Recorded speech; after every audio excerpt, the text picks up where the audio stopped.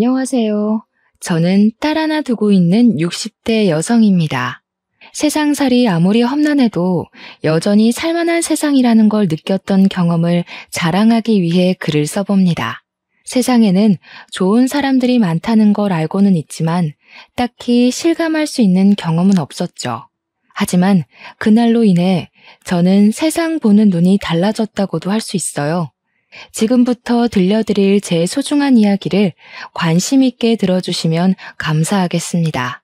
딸을 가진 후에 남편과 결혼을 한 저는 부모님 돌아가시고 온전히 남편에게만 의지하며 수년을 살아왔습니다.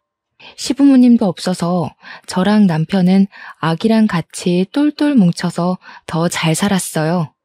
부모님이 준 재산 조금과 남편이 시부모님께 상속받은 재산 조금을 합쳐 우리는 펜션 사업을 시작했죠. 여자아이인데도 유독 공룡을 좋아했던 딸아이를 위해서 고성에 자리를 잡고 펜션을 운영했습니다. 비수기에는 손님이 좀 없지만 그래도 성수기에 왕창 돈을 벌 수 있어서 딸 키우는 데는 전혀 문제가 없었어요. 아마 서울에서 생활했다면 정말 손가락 빨면서 지냈겠죠. 그나마 시골 동네라서 돈이 덜 들었던 것 같아요. 또 고성이 지내다 보면 재밌거든요. 저랑 남편도 펜션을 하면서 고성 구경 많이 하고 널리고 널린 공룡 흔적들을 다 둘러보면서 자주 나들이를 다녔습니다. 딸이 무척 좋아했고 그 덕분에 더 건강하게 컸던 것 같아요. 그리고 저희는 성수기 땐 휴가를 못 내니까 비수기 시작되면 타 지역에 가서 제대로 여행을 하고 왔거든요. 그래서 그날에도 서울의 공룡 박물관을 가기 위해 계획을 했고 즐거운 마음으로 채비한 채 남편 차에 올라탔었습니다. 오랜만에 가보는 서울 구경에 딸뿐만 아니라 저까지 들떠 있었어요. 게다가 그날은 날씨도 엄청 좋았거든요. 왠지 기분 좋은 하루가 될 것 같아서 설레어 있었는데 당황스럽게도 그날 남편에게 생각지도 못한 일이 발생하게 되었어요. 이상하다. 왜 이렇게 가슴이 답답하고 안 좋지? 아침에 먹은 게 체했나? 어제부터 메스꺼리는 것 같더니 오늘 영 이상하네. 왜? 오늘 아침 겨우 수프 먹은 게 다잖아. 많이 안 좋아? 애 때문에 혹시 몰라서 손 따는 거 가져왔는데 좀 따줄까? 좀 해줘봐. 먹은 것도 없는데 왜 이러는지 모르겠다. 아침부터 낌새가 이상하긴 했는데 차 타니까 더 욱신거리네. 남편이 운전을 하면서 중간중간 계속 가슴을 쿵쿵 때렸습니다. 체한 것 같다고 하길래 제가 고속도로 달리는 동안엔 한쪽 손을 주물러줬고 엄지손가락만 따줬어요. 가슴을 쿵쿵 때릴 정도로 남편이 불편함을 호소하는 건 처음 봤기에 저도 남편 상태가 굉장히 걱정되던 차였어요.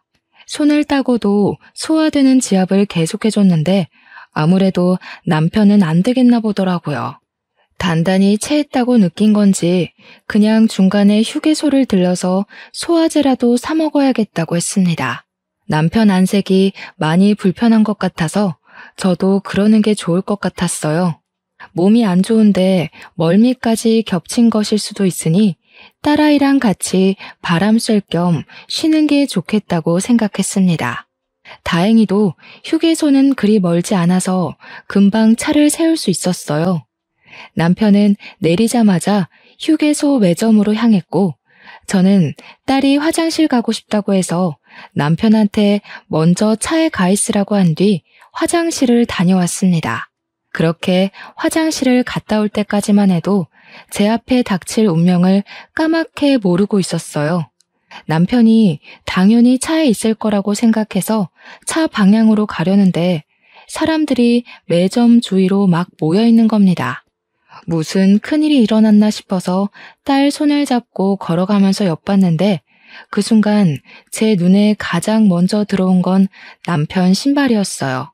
그 다음 보였던 게 의식을 잃고 누워있는 남편 얼굴이었습니다. 깜짝 놀란 저는 여보 하고 소리치면서 딸을 놓고 인파를 비집고 들어갔어요. 웬 모르는 남성분이 제 남편 심폐소생을 해주고 있는 상황이었습니다. 저는 예고 없이 쏟아지는 눈물을 흘리면서 어쩔 줄 몰라 손을 벌벌 떨었어요. 심장이 미친 듯이 쿵쾅거려 숨도 제대로 못 쉬겠더군요. 갑자기 숨을 못 쉬겠다더니 쓰러져 버렸어. 119 불렀으니까 너무 걱정하지 마라. 이 양반 마누라 되는 분이셔? 어떡해요. 우리 남편 어떡해요? 여보 왜 이래? 눈 좀 떠봐. 어떡해. 저는 심폐소생을 받고 있는 남편을 지켜보는 것 말고는 할 수 있는 게 없었습니다. 그 상황이 너무 무섭고 절망스러웠어요. 그런 제 마음을 잘 아시는 건지 할머니께서 침착하게 저를 진정시켜 주었습니다. 그때 119가 도착하고 구급대원들이 서둘러 남편을 데리고 갈 때 저는 그제야 딸을 챙기고 올라탔어요.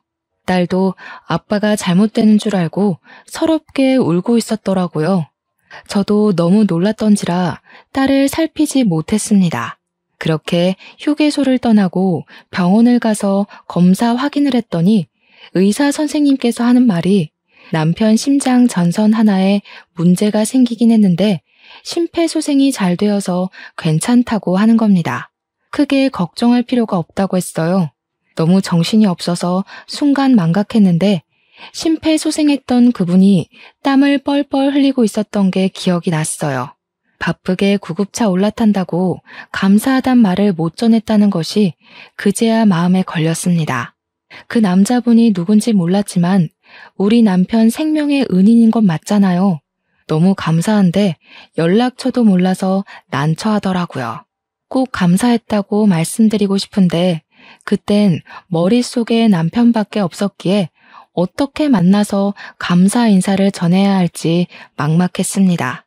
일단은 그보다 급한 것이 또 있었어요. 구급차를 타고 오는 바람에 모르고 있었는데 나중에 남편 신분증 찾는다고 주머니를 뒤졌는데 남편 지갑도 없고 게다가 휴게소에 차를 두고 와버렸더라고요. 저는 지인의 도움을 받아서 일단 남편 차를 먼저 챙기기로 했어요. 늦은 시간이라 그때 그 할머니랑 남성분이 있을리 만무하겠지만 혹시나 싶어 슬쩍 둘러는 봤습니다. 역시나 없길래 매점에 맡겨진 지갑과 차를 끌고 돌아왔어요. 괜찮을 거라는 의사 말대로 남편은 금방 의식을 찾았습니다. 남편이 그날의 기억을 잘 못하길래 제가 생명의 은인 얘기들을 막 해줬어요. 남편도 얼굴 못 본 그분들에게 감사 인사를 전하고 싶어 하더라고요. 그런데 아쉽게도 저는 방법을 찾지 못했습니다. 그래서 남편이랑 둘이서 그 감사함을 마음에 담아두고만 있었어요. 그 후로 딸에게 공룡 박물관 데려가지 못한 미안함이 남아서 그걸 선물로 풀어주느라 은인에 대한 생각은 잠깐 잊고 지냈어요.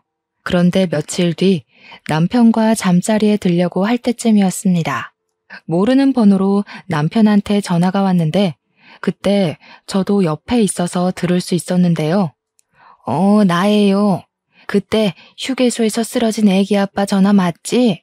어디 몸은 좀 괜찮은가 싶어서 전화해봤는데. 예.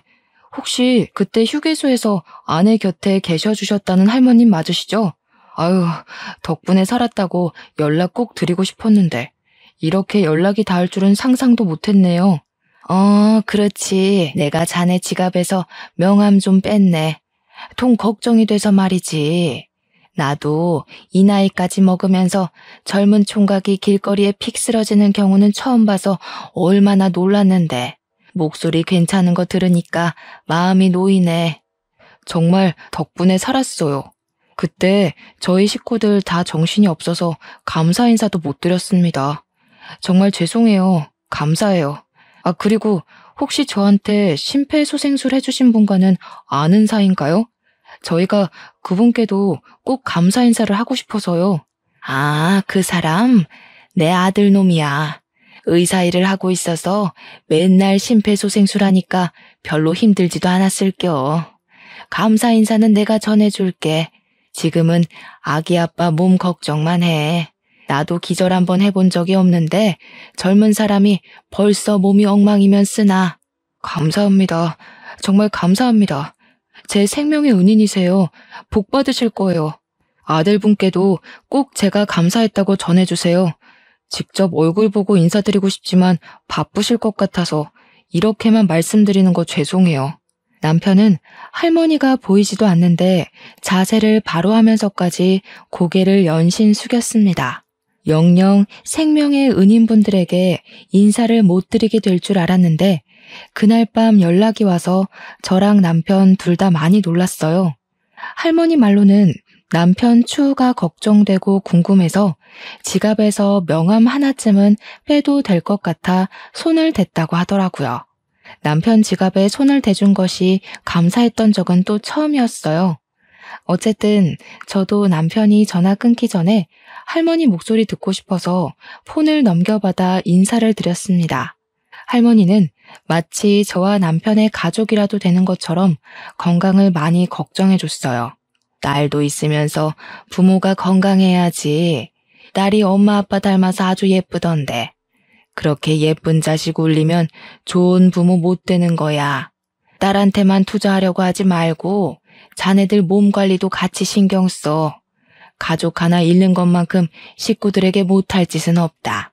할머니는 저희에게 참 감사한 충고를 해주고는 전화를 끊으셨습니다.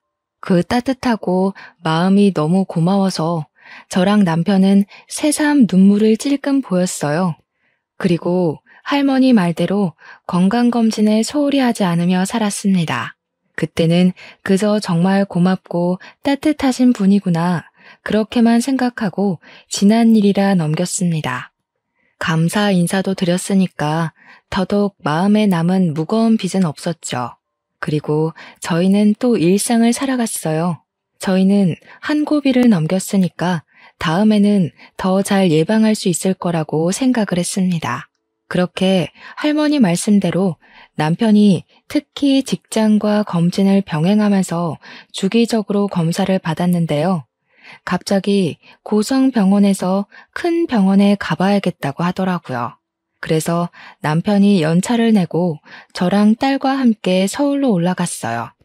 검진을 다시 실시했더니 뇌동맥류 질환이 발견되었다면서 수술을 해야 된다는 겁니다. 솔직히 심장이 철렁했지만 그래도 의사 선생님이 남편더러 검진 열심히 해서 목숨에 지장 없이 수술로 해결할 수 있는 거라 했습니다. 조금은 안심이 되었어요.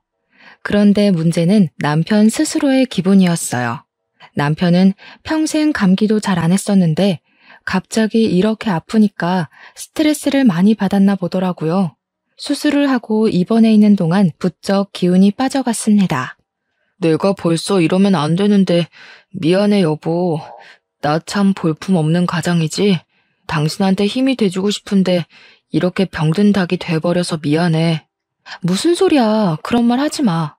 당신 덕분에 나랑 딸이 버티고 살고 있는 건데 왜 그런 마음 약한 소리를 해. 누구나 아플 수 있는 거야.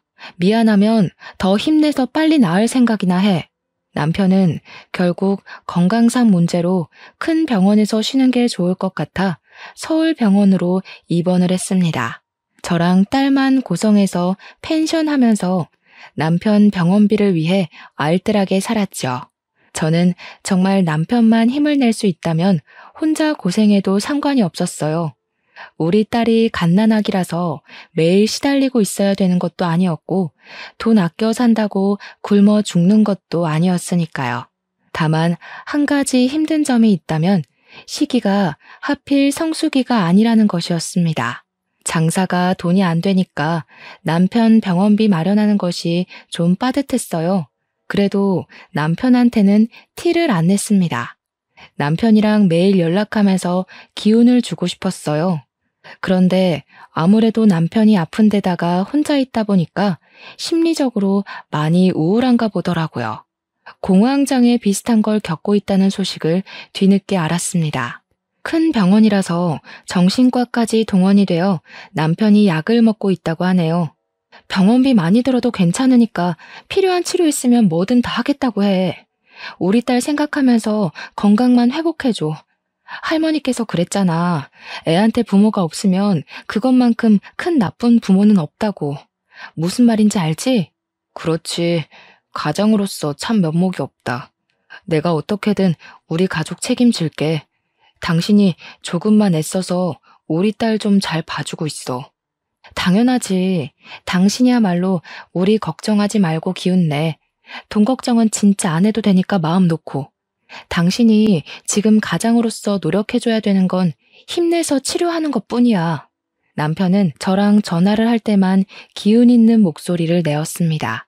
그런데 저만이 남편의 기분을 눈치챌 수 있었어요. 남편은 갈수록 더 울적해지고 있었습니다. 그게 걱정되어서 결국 저는 하루 날을 잡고 오랜만에 남편에게 가보기로 했어요. 그렇게 딸이랑 같이 서울로 올라갔다가 뜻밖의 소식을 접하게 되었습니다. 병원에서 말하길 남편이 이미 한 달 전에 퇴원을 했다는 겁니다. 분명 남편과 일주일 전에 통화를 했거든요. 남편 깜짝 놀래주려고 몰래 와서 연락도 안 했었는데 그제야 저는 남편에게 미친 듯이 전화를 했어요. 그런데 연락이 닿질 않더군요. 그건 아주 잠깐의 문제가 아니었습니다. 남편은 그대로 밑도 끝도 없이 잠적을 해버렸어요. 저희는 서울에 집이 없으니까 남편을 찾기 위해 서울에 계속 머물고 있을 수도 없는 상황이었습니다. 결국 저는 경찰에 실종 신고만 해놓고 고성에 내려가 딸이랑 연락을 기다릴 수밖에 없었어요. 그러나 절망스럽게도 시간만 흘렀어요. 남편에게도 경찰에게도 연락이 올 기미가 없었죠. 혹시 남편이 어디 길 가다가 또 쓰러진 건 아닌가 싶어서 저는 하루가 멀다 하고 밤잠을 설쳐야 했습니다. 남들 다 일상을 사는데 제 시간만 남편이 사라진 그때로 멈춰있는 기분이었어요. 경찰에 독촉도 해봤지만 성과는 여전했습니다. 그렇게 세월이 흘러 제 딸이 어느덧 결혼할 나이가 되어버렸어요. 그때까지도 남편은 저희 곁에 무소식만 남겨주고 있었죠. 저는 결코 남편을 포기하지 못했는데 딸은 이미 마음속으로 자기 아빠를 저 세상으로 배웅한 듯 했습니다. 그걸 차마 제게는 말 못하고 있는 것 같았어요. 딸의 속상한 마음을 알지만 저는 그 마음을 모른 채 하고 싶었습니다. 인정하는 순간 저는 영영 남편과 만나지 못할 테니까요. 그런데 하늘은 도통 저의 이런 간절한 마음이 보이질 않는 건지 계속 남편을 놓으라고 아우성치는 것 같았어요. 어느 날 딸이 제게 와서 생각지도 못한 소식을 전하더라고요. 엄마, 나 임신했어. 미안해. 엄마가 아빠 때문에 얼마나 힘든지 아는데도 나 사랑하는 사람이 있어. 나만 그렇게 위로받고 행복하게 지내고 있어서 미안해. 그런데 나 이제 그 사람이랑 같이 살고 싶어. 결혼도 안 한 딸이 갑작스레 임신을 했단 소리에 너무 놀라서 벙찌고 말았습니다. 딸이 죄책감을 느끼면서 고백하기를 오래전부터 결혼하고 싶은 남자가 있었다고 하더라고요. 그런데 제가 남편 때문에 끙끙 앓으며 허송세월 보내고 있으니 감히 자기 혼자 행복하게 가정을 꾸릴 면목이 없었다고 차마 사위 될 사람을 소개 못 시켜줬다고 하는 겁니다. 그렇게 결혼을 미루기만 하다가 끝내 덜컥 임신을 하게 되었다고 이젠 정말 결혼을 안 하면 안 될 지경이 되어버려 저한테 알리는 거라면서 딸이 죄인처럼 얘기를 했습니다. 그 순간 머리를 한 대 맞은 것 마냥 정신이 차려졌어요. 남편의 부재로 인해 세상에서 저만 불행하고 가장 힘들다고 생각했고 딸만큼은 아빠의 부재를 못 느끼도록 최선을 다하고 있었다 생각했는데 정작 저는 딸의 인생을 외롭게 만들고 있었던 겁니다. 혼인신고 먼저 하기로 했어. 결혼식은 급한 거 아니니까 그 사람도 기다려준대. 엄마 괜찮아지면 그때 결혼식 하려고. 아니다. 우리 딸 좋을 대로 해야지. 엄마가 너무 엄마 생각만 했네. 미안하구나. 우리 딸이 벌써 이렇게 커서 시집 갈 때가 된 줄도 모르고. 그래서 남자 쪽은 뭐 하는 집안이야? 믿을 만한 사람인 거야? 응, 병원 하신대. 엄마만 괜찮다고 하면 그 사람 소개해 줄 수도 있어. 이번 주에 집에 데려올까? 잠깐만, 뭐 병원? 그럼 잘 사는 사람들일 거 아니야. 그런 집에서 우리 집안이랑 사돈을 맺겠다 했다고? 우리 뭐 하는 집인지 말해줬어? 당연하지. 내가 아버님, 어머님 다 만나봤었는데 정말 좋으신 분이야. 형편 때문에 사람 판단하는 그런 분들 절대 아니셔. 봉사도 많이 하시고 이미 우리 아빠가 수십 년째 나타나지 않는다는 것도 알고 계셔. 다 이해해 주신다고.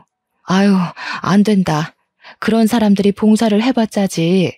다 인터넷에 올라오고 병원 이미지 좋게 만들려고 그런 거라고. 그 사람들이 뭐가 아쉬워서 펜션하는 집안이랑 사돈을 맺으려고 하겠어? 딸, 이 결혼 다시 생각해보면 안 될까? 그래도 엄마는 수준이 맞는 집안이랑 했으면 좋겠는데. 그런 사람들 아니라니까. 엄마는 아빠 살려준 분들이 의사라면서 어떻게 의사를 그렇게 생각해? 그리고 어머님, 아버님은 힘든 사람들 병원비 안 받고 진료도 봐주고 수술도 해준대. 엄마도 딱 만나보면 느낄 거야. 큰 병원 아니고 서울 변두리에서 하는 동네 병원이거든. 동네 병원이든 대학병원이든 다 같은 의사라고 생각했습니다. 아무리 이미지 좋은 의사라도 식구가 되면 얼굴색 달라지는 의사들. 뉴스에서 수도 없이 봤었어요. 아빠가 없는 애를 왜 굳이 병원 집안에서 결혼을 하려고 하는지 이해가 안 되더라고요. 저는 혹시나 딸이 결혼하고 나서 시댁에 잡혀 살까봐 그게 가장 큰 걱정이 되었습니다. 이제 저한테 가족은 딸밖에 없다고 해도 무방한데 그 유일한 딸까지 내가 지키지 못하는 꼴이 될까봐도 걱정을 했어요. 하지만 어쩌겠어요. 딸은 이미 임신을 해버렸고 저를 위해서 몇 년을 참고 기다렸다는데요. 일단 엄청나게 큰 병원이 아니라 그냥 동네 외과 정도라니까 한 발 양보해서 결혼을 허락해 주었습니다.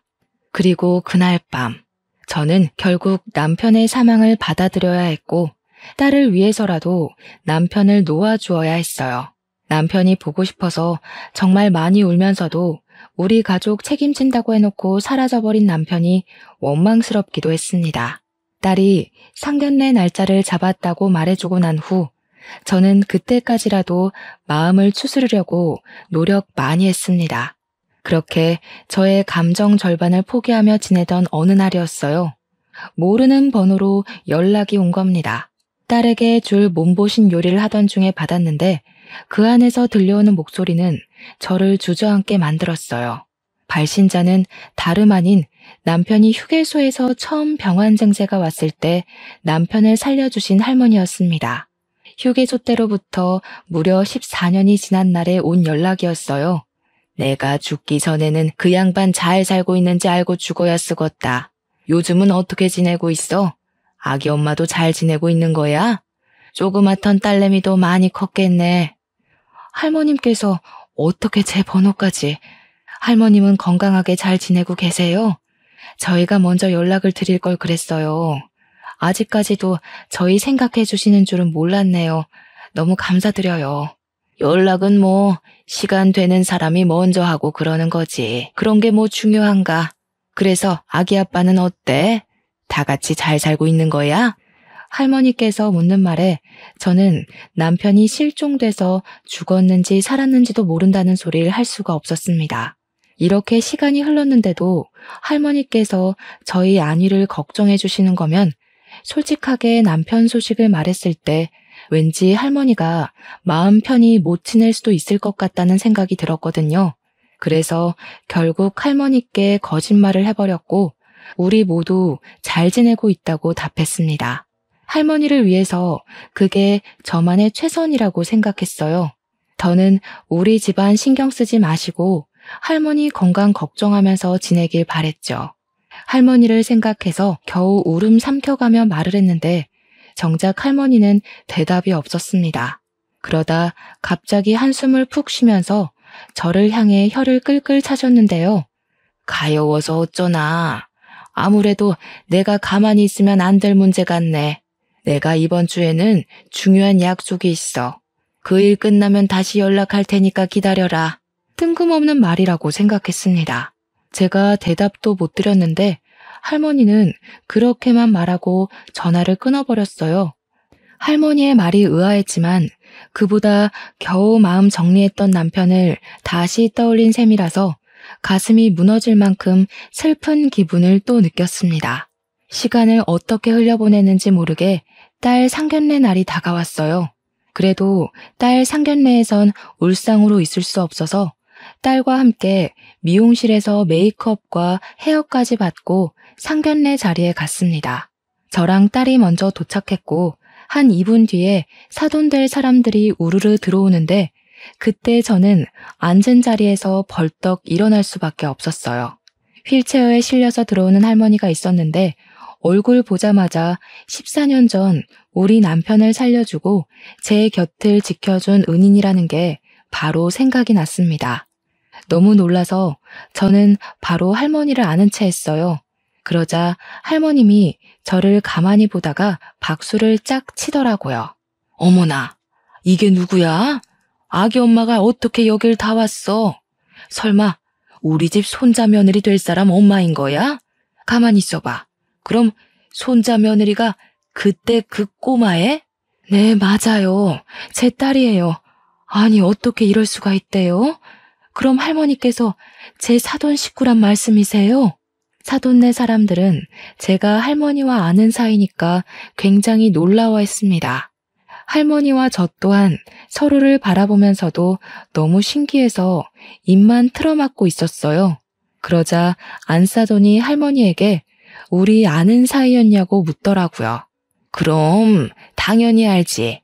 내가 이 집안 사람들 때문에 한 번도 아니고 2번이나 놀라고 있는데, 아니 이제 3번째인가? 할머니의 말씀을 저도 몰라 듣고 있었는데 할머니는 우리 관계를 모르는 이들을 위해서 일단 14년 전 그날의 얘기를 먼저 하였습니다. 그러자 안사돈이 어머 하면서 갑자기 저와 할머니 사이의 이야기를 아는 채 하더라고요. 그때 안사돈 하는 말에서 저는 할머니가 왜 우리 집 때문에 2번째, 3번째 놀란다는 소리를 했는지 알게 되었어요. 어머님, 혹시 그분 말씀하시는 거세요? 아버님 병원에서 지내는 분이요? 그래. 아이고, 이렇게 만날 인연이었으면 내가 진작에 그 양반한테 알려줬을 텐데. 그 양반 아무것도 모르고 또 가족 사진만 들여다보고 있을 거야, 둔치처럼. 할머니가 말하는 사람을 안사돈도 알고 바깥사돈도 알고 사위까지 알고 있었어요. 저랑 딸만 당장 무슨 소린지 못 알아듣고 있는 그때 할머님이 저를 휠체어 가까이로 오라고 손짓하셨습니다. 그리곤 제 2손을 꼭 붙잡아 주셨어요. 이 가여운 거사, 식구들이 어쩜 다 그렇게 착해 빠졌어. 네 속 썩어가는데 내 속 다를까봐 거짓말을 했던 거야? 네 서방되는 놈을 내가 데리고 있는데 잘 살고 있기는 무슨. 네? 그게 무슨 소리세요? 제 남편 말씀하시는 거예요? 지금 제 남편이랑 같이 있다는 거예요? 할머니가 제 손을 쓰다듬으면서 말해주는 내용은 그간 남편의 실종 행적을 알 수 있을 만큼 상세했습니다. 남편은 제게 마지막 전화를 하기 전 이미 퇴원 수속을 밟은 상태였다고 했잖아요. 그게 일자리를 구하려고 했던 거랍니다. 거액의 병원비를 저 혼자 감당하고 있는 게 미안했던 것 같아요. 그렇게 무작정 퇴원해버린 남편은 일자리를 알아본다고 경비직 같은 걸 구했는데 그게 놀랍게도 바깥사돈 병원의 경비직 자리였다고 했어요. 바깥사돈 병원은 동네에 있더라도 3층짜리 단독 건물이었던지라 주차장과 경비를 관리해줄 담당이 필요한 규모라고 하더군요. 그런데 그 일을 하다가 남편이 그만 또 병이 도져서 쓰러졌다고 하는 겁니다. 집안이 하는 병원이니 할머니가 마침 병원을 들렸다가 남편을 발견해서 또 조치를 취했다고 해요. 다행히 병원에서 쓰러진 거라 응급처치는 빨랐다고 하더라고요. 그러나 무리한 탓 때문인지 남편은 반신이 마비가 된 상태로 의식을 찾았다고 했습니다. 할머니가 남편을 알아보고서 아주 혼쭐을 내며 가족들에게 연락하라고 했는데 남편이 그걸 거절했다네요. 그렇잖아도 병원비 많이 드는 이 몸뚱어리를 이 꼴까지 만들었는데 그런 모습을 절대 가족들에게 보일 수 없다고 했답니다. 남편 고집을 꺾지 못한 할머니도 어쩔 수 없이 10년 넘게 연락 못 주고 있었다고 했어요. 그래도 할머니는 중간중간 그게 가족한테는 도리가 아니라고 잔소리를 했으나 남편이 울면서 부탁하는 바람에 매번 제게 따로 연락을 하는 걸 포기했다고도 했습니다. 남편은 그렇게 긴 세월 자신을 숨길 동안 죽어라 재활을 받으며 노력하는 덕에 한쪽 다리는 신경이 돌아온 상태라고 하더군요. 완전히 정상이 되면 당당한 가장으로 가족 앞에 나설 거라는 남편의 말에 할머니는 아무래도 시간이 너무 많이 소요되는 것 같아서 할머니 또한 마음이 안 좋았대요. 마치 저희 가족에게 대신 죄를 짓고 있는 기분을 느꼈다고 하더라고요. 그래서 결국 남편 폰을 뒤져 제 연락처를 알아냈고 그날 저한테 전화한 거라고 합니다. 그 사실에 제 딸도 놀라고 저도 놀라서 할머니 앞에 주저앉았어요. 그러자 안사돈이 저를 부축해주면서 다독여 주었습니다. 그분 되게 좋으신 분이던데 가족분들 아프게 그냥 둔 것 보면 조금 야속하기도 했네요. 이렇게라도 만날 수 있어서 얼마나 다행인 기회인지 몰라요. 아휴, 세상에 너무 감사합니다. 저는 제 남편이 죽은 줄로만 알고 어떻게 살아야 할지 막막했는데 저희 남편 살려주셔서 너무 감사해요. 저는 그저 그들에게 고맙다고 인사를 하면서 화장이 번질 만큼 눈물을 보였습니다. 게다가 바깥사돈 되는 분은 우리 남편을 심폐소생으로 살려준 분이잖아요. 얼굴 보고 인사드리는 건 처음이었는데 다리에 힘이 없었던지라 저는 무릎을 꿇은 채로 바깥사돈에게 감사하다고 고개를 숙였어요. 다들 저더러 당연히 해야 할 일을 했을 뿐이라며 대신 위로해 주었습니다. 이 상황이 그저 너무 감사했는데 일단 저는 당장이라도 남편을 찾아가고 싶었어요. 하지만 저희는 상견례를 위해서 모인 사람들이라서 마음을 추스리고 자리에 앉아 그제야 사돈으로서 인사를 나눴습니다. 여기서 이럴 게 아니라 우리 인사 나눠야 될 사람이 한 분 더 있잖아요. 그래도 애들 상견례인데 우리 아들 장인어른 되는 분과도 한자리에서 인사 나누는 게 맞지 않겠어요? 이만 정리하고 저희 병원으로 2차 갑시다. 그래도 사돈들이 제 마음을 알아준 건지 상견례를 간단하게 마치고서 서둘러 남편이 있다는 병원으로 데려가 줬어요. 바깥사돈이 태워줘서 저랑 딸이랑 바깥사돈이랑 사위가 같이 움직였고 안사돈 차로 할머니랑 둘이 따로 왔습니다. 그렇게 찾아간 병실 문 앞에는 정말 제 남편의 이름이 적혀 있었어요. 그걸 보자마자 저는 벌써 눈물이 터졌습니다. 심장이 미친 듯이 뛰어 다리가 후들거렸어요. 딸과 사위의 부축을 받으면서 그렇게 병실로 들어갔는데 남편이 창가에 화분을 정리하며 목발을 짚고 있더라고요. 보자마자 여보 하고 불렀습니다. 남편이 저를 돌아보는데 14년 만에 보는 남편의 모습에 허둥대면서 뛰어갔어요. 그리곤 남편을 붙잡고 여기저기 살펴보면서 오열을 했습니다. 제 눈앞에 있는 남편이 꿈은 아닐까 싶어서 한참을 놓지 못하고 있었는데 남편이 저를 포근하게 안아줘서 실감했어요. 남편은 저랑 딸이 찾아온다는 걸 할머니한테 좀 전에 연락받은 듯 했습니다. 너무 오래 기다리게 했지. 미안해. 내 욕심 때문에 자꾸 시간만 미루다 보니까 당신이랑 딸만 아프게 만들었다. 우리 딸 저렇게 예쁘게 키우느라 얼마나 고생했어. 남편은 애써 웃으면서 저랑 딸한테 사과를 했어요. 그러면서 뒤이어 덧붙이는 말이 가족을 이렇게 직접 보니까 힘이 나고 좋은데 그놈의 책임감 때문에 차마 저랑 딸 앞에 못 나타났던 것이 이제야 후회스럽다고 하더라고요. 다시 돌아보니까 그건 책임감이 아니라 도망이었을 뿐이었다는 걸 깨달았다네요. 남편의 사과 따위 저는 다 필요 없었습니다. 그저 남편이 살아있는 것만으로도 너무 감사했어요. 딸도 뒤늦게 아빠한테 다가와서 아빠랑 포옹을 하며 보고 싶었다고 엉엉 울었습니다. 우리 딸이 아빠 없는 동안 엄청 예쁜 아가씨가 됐네. 어쩜 그렇게 똑 부러지는 사위를 골랐대? 아빠는 두말할 것 없이 우리 사위로 합격이야. 아마 딸보다 내가 더 사위를 잘 알지 않을까 싶은데? 사위는 남편을 바라보면서 어안이 벙벙해선 아저씨가 제 여자친구 아빠인지 꿈에도 몰랐다고 놀라 있었어요.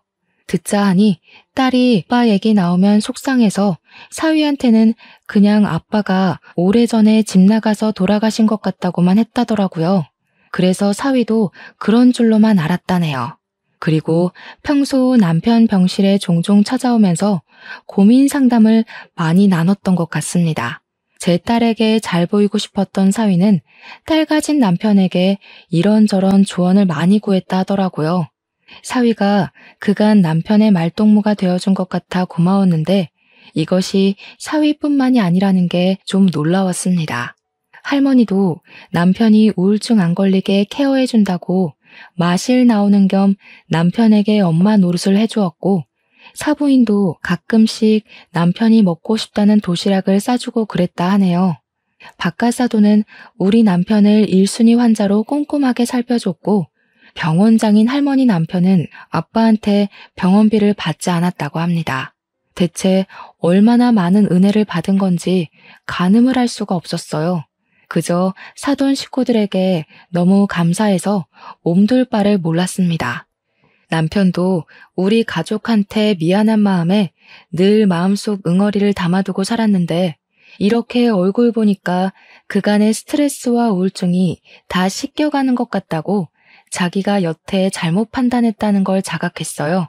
그때 할머니한테 또 잔소리 들으면서 엉덩이를 한 대 맞았네요. 남편도 생명의 은인들이 졸지에 사돈까지 돼버린 일에 신기해하긴 했어요. 그리곤 너무 큰 빚을 졌다면서 우리 딸 잘 부탁드린다고 고개를 숙였습니다. 저 또한 감사해서 사돈 어른들과 일일이 악수를 하며 인사를 했고 할머니 앞에선 무릎을 꿇고서 할머니 손을 잡고 눈물을 터뜨렸어요. 우리 가족 할머님 아니었으면 다 무너졌을 거예요. 정말 감사합니다. 할머니께서 저희 가족 다 살려주셨어요. 죽을 때까지 할머니는 잊지 않고 기억할게요. 그래, 이제 사돈 됐으니까 나한테 많이 갚아주면 되겠다. 설마 기억만 해주고 두 손 놓고 있는 건 아니지? 이 늙은 애미랑 놀아주러 자주 와야 돼. 저는 울음 때문에 대답을 할 수 없어서 고개만 연신 끄덕였습니다. 그때 남편은 목발을 짚고 와서 바깥사돈 손을 꼭 잡으며 말하더라고요. 바깥사돈, 그때 저 심폐소생술 해주신 덕분에 제가 지금 이렇게 가족들 볼 수 있네요. 정말 제 생명의 은인이십니다. 사돈 식구들 다 제 은인이에요. 다시 한번 감사해요. 전 그냥 의사로서 해야 할 도리를 한 건데요, 뭘. 오히려 저희가 고맙죠. 하나밖에 없는 귀한 딸 보내주시는 건데. 모든 게 제자리를 찾았고 제 시간도 남들처럼 똑같이 흘러가게 되자 저희 딸은 상견례 끝나고 바로 결혼식을 준비할 수 있었습니다. 남편은 딸과 함께 행진하기 위해서 그때까지 열심히 재활을 했어요. 사돈네 집안은 동네에 있는 작은 외과도 있었지만 알고 보니 서울에도 아주 크게 병원 하나가 더 있더라고요. 바깥사돈이 주로 남편 입원해 있는 동네 병원에 장을 맡고 있고 할머니 남편 되시는 분이 서울 큰 병원에 장으로 있다고 했습니다. 우리 남편한테 돈 받지 말라고 하신 분이 생각보다 더 대단한 분이라서 얼마나 깜짝 놀랐는지 몰라요. 그분들은 무료 진료라고 우리 남편을 소홀히 봐주시는 것도 아니었어요. 의료기술 총동원해서 우리 남편의 재활에 전액을 다 지원해주고 있다고 들었습니다. 남편은 마음 좋은 사람들이 이렇게까지 도와주니까 더 열심히 해보겠다며 땀 뻘뻘 흘리며 재활을 했어요. 가족이 나타나자 더 힘을 얻은 남편은 끝내 행진 때 목발 하나에만 유지한 채 그 기다란 버진대로를 딸과 함께 걷는 걸 성공했습니다. 원래는 몇 걸음 걷지 못하고 금방 휠체어에 앉는다고 하더라고요. 그런데 결혼식 끝나는 내내 준비하고 있던 휠체어는 쓸모가 없었을 만큼 남편은 목발로도 잘 걸어 다녔어요. 저희 모두가 한마음 한뜻으로 기뻐서 눈물을 흘렸었습니다. 딸과 사위의 결혼식은 그렇게 우리 모두에게 의미 있는 날이 되었어요. 그리고 딸과 사위가 신혼여행 다녀온 뒤 머지않아 출산을 했습니다. 딸이 낳은 아이는 딸과 사위를 야무지게 닮은 예쁜 손녀였는데 온 가족들의 사랑을 크게 받고 크는 중이에요. 특히 할머니께서 증손녀를 한번 안으면 놓을 줄을 몰랐어요. 손녀도 할머니를 제일 좋아했을 만큼 둘이 친했습니다. 우리 손녀가 잘 클 때까지 할머니께서도 만수무강하시면 좋겠는데 아무래도 할머니는 연세가 있어서 결국 무리가 찾아오고 말았는데요. 아이고, 내가 이 나이 먹고 증손자까지 다 보네. 좋은 사돈 만나서 누릴 거 다 누리고 배부르게 눈 감겠어. 할머니는 그래도 병환 없이 90세가 넘도록 사셨지만 어쩔 수 없는 세월 때문에 결국 하늘나라로 가셨어요. 그나마 우리 손녀가 걸음마 떼는 건 보고 가셔서 얼마나 다행인지 모릅니다. 우리 가족들은 다 같이 똘똘 뭉쳐서 할머니를 잘 보내드렸어요. 장례식장에서도 사돈네 사람들보다 우리 식구가 더 많이 울었는데 특히나 남편이 3일 내내 정신 못 차릴 만큼 오열하고 슬퍼했습니다. 목숨을 살려준 은인을 넘어서 진짜 어머니라고 생각을 했던 것 같았어요. 할머니가 있는 세상이 훨씬 즐거웠지만 그래도 저희들은 여전히 행복하게 지내고 있습니다. 딸과 사위도 다투지 않고 사이좋게 지내는 걸 보니 제가 다 기분 좋더라고요. 할머니께서 우리 집안과 사돈 집안의 인연을 이어준 셈이나 다름없는 것 같아 하늘에 계신 할머니께 틈만 나면 감사하다고 말씀드리고 있어요. 덕분에 우리는 다른 집안과 다르게 사돈과의 사이가 아주 특별해졌습니다. 마치 대가족이 된 것처럼 저희는 자주 연락하고 같이 놀러 다니고 주기적으로 식사를 합니다. 또 명절 때마다 사위랑 딸이 시댁과 친정을 왔다 갔다 하는 게 힘드니까 어차피 얼굴 볼 거 그냥 한 곳에 다 모여서 며칠 동안 같이 지내고 있어요. 이번 추석에는 다 같이 우리 펜션에 와서 바비큐 파티를 하고 놀 생각입니다. 모든 게 그저 즐겁기만 한데 딱 한 가지 마음속에 내내 해결 안 되는 불편함이 남아 있었는데요. 사돈네 병원에서 계속 남편에게 무료 진료를 봐주려고 하는 것이 문제였습니다. 우리는 받을 만큼 받았기에 이제는 어떻게든 한 푼이라도 더 내려고 했거든요. 그런데 사돈 집에서는 간호사까지 시켜서 납부 못하게 해놨더라고요. 안사돈, 이러면 미안해서 얼굴 보기 힘들어요. 저번 약도 무료로 주셨잖아요. 저 이렇게 계속 받고는 못 삽니다. 우리 체면도 있지. 이제 그만 받아주세요. 오호, 사돈네한테는 평생 병원비랑 약값 안 받을 거라니까요. 우리 집안 사돈이 된 특혜니까 넣어두세요. 이건 돌아가신 저희 어머니께서도 반대하실 문제라고요. 저 불효하기 싫습니다. 아이고, 이 사람 참. 그럼 곧 명절에 우리 펜션 와서 고깃배 터지게 먹을 준비하세요. 저도 돈 한 푼 안 받고 대접만 할 테니까 아무것도 들고 오시면 안 됩니다. 저희 펜션에는 사돈댁 돈 반입 금지예요. 예, 그럼 병원비는 바비큐로 갚아주시죠. 제가 좀 많이 먹는 타입인데 감당할 수 있을지 모르겠네요. 사돈네에 미안한 건 여전하지만 그래도 저희는 서로 이렇게 배려하면서 조금은 불편하게 사는 것이 너무 좋습니다. 남편은 사돈네 덕분에 정말 날이 갈수록 몸이 좋아지고 있어요. 입원할 필요는 없어졌고 약 먹으면서 꾸준히 운동을 하면 앞으로는 목발 없이 걷는 것도 가능할 거라고 합니다. 지금 이렇게 사연을 쓰면서 생각해봐도 저희 집안 얘기가 보통 사연은 아닌 것 같아요. 청취자분들도 그렇게 들어주셨는지 모르겠네요. 저는 사돈댁을 보면서 많이 팍팍해진 세상이 그래도 살만하구나. 나도 마음 따뜻한 사람이 되도록 노력해야지 싶은 자세로 지내고 있어요. 이렇게 너무 좋은 인연을 만나게 해준 제 인생에게 가장 고맙네요. 앞으로 저희 식구는 생명의 은인인 사돈네의 은혜를 갚으면서 살 예정입니다. 제 이야기는 여기까지예요. 따뜻한 제 사연 관심 갖고 들어주셔서 정말 감사합니다.